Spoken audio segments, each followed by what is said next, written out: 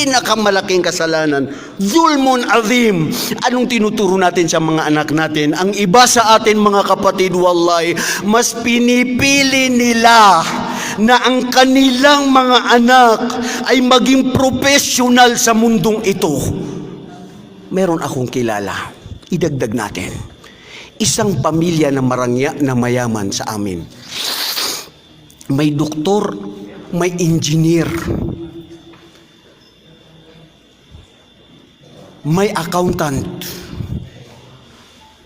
may nurse, may abogado.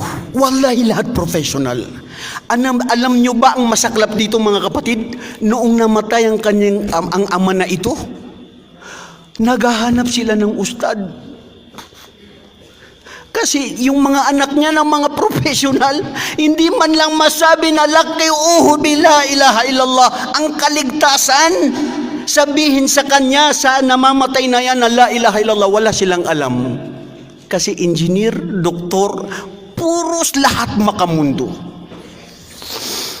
Wallahi, hindi ang tagumpay natin sa ating pamilya, mga anak, ay ang mga mundong kurso. Walang saysay. Wallahi, walang saysay. Ang tunay na yaman natin mga kapatid, mamatay ka na mayroon kang anak na nagbabasa ng Quran.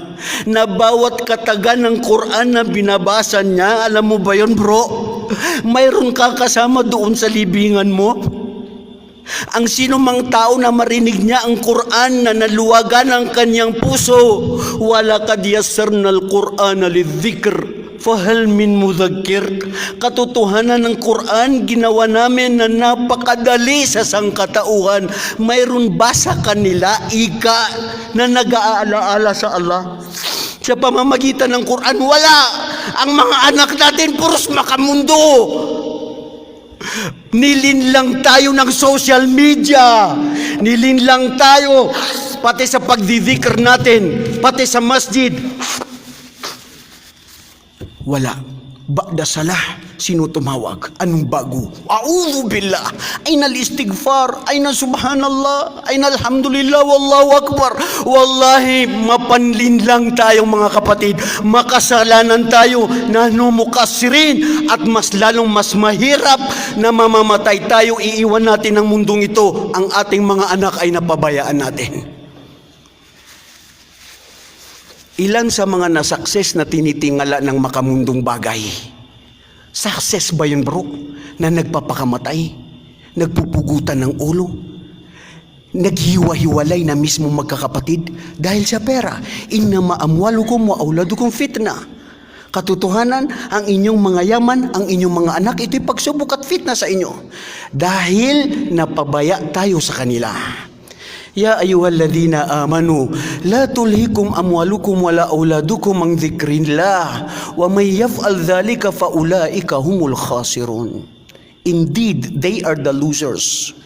Na nakalimot sa Allah, sa pag-aalaala sa Allah, naging fitna, gustong magsadaka si mister sa magulang, sa paggawa ng madrasa, sa paggawa ng masjid, sa pagtulong sa mga kapwa-tao, na ito ang yaman na makakasama mo sa libingan mo hanggang sa kabilang buhay. Nandyan si asawa mo, nandyan yung mga anak mo, ay hindi para pang future nila ito. Anong future na sinasabi mo bro?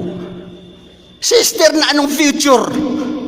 Ang future nyo mga kapatid, fastabikul khairat, yung tatamasain natin doon sa araw ng paghukom sa ating libingan, at hindi ang mga makamundong bagay na ito. Hindi ko sinasabi na bawal tayo ay magkuha ng mga kursong makamundo.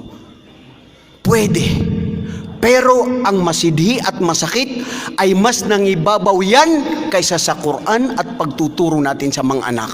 Bilang panghuli, walang tunay na pinakamabuti na maiiwan natin sa ating mga anak. Wallahi, ito sinasabi ko, kung ang mga anak ko ay nakikinig ngayon, saksi ang Allah, ya Allah, ang iyong mga malaika, ang mga kapatiran dito saksi, kung mamatay man ako, ya Allah, wallahi, nasabi ko sa kanila, importante ang Quran. Alamin nyo ang Quran.